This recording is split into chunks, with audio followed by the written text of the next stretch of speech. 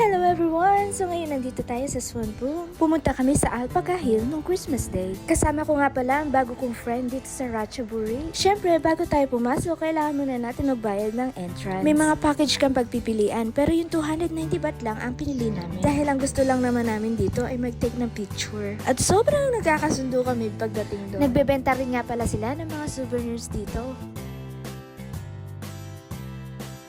Siyempre, bago muna kayo pumasok, isusot muna nila ngayong ticket.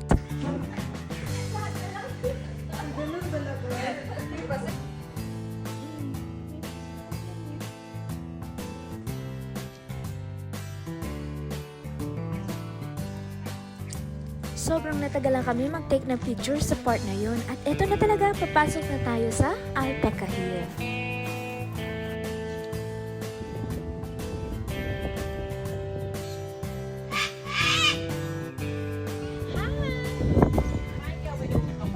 Nahanap nga pala namin yung alpaca, pero isa lang yung nakita namin, kaya nag-decide na lang ako mag-take ng picture dito. After that, pumunta na ako sa ostrich at nagpakain. Ang pangalan nga pala niya ay Geneva. 12 years old na nga pala siya. 2 anak at hiwalay sa asawa. Bahala na kayo kung maniniwala kayo. Sobrang ganda ng paligid at nakaka-relax. May mga ostrich pa sa paligid, pero si Geneva lang nagugutom.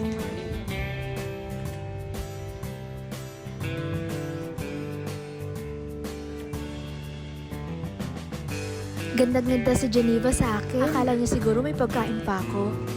At ito na nga, pupunta na tayo sa pinaka-favorite kong part dito sa Swan Pool, Alpaca Hill.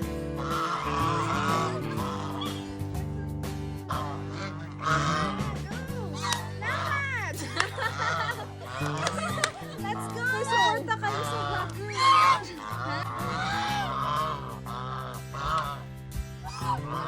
Pagkatapos nun, pumunta kami sa Kyotoshi Cafe. May nakita kami mga Pinoy dito. Kaso, nakakahiya mag-hi sa kanila. Order nga pala ako ng milk tea, caramel, and donut. At sobrang nagustuhan ko yung donut, tsaka yung milk tea. Sobrang sarap. Kapag may time ulit, babalik ako dito. Hanggang dito na lang ang aking vlog. Salamat sa panonood.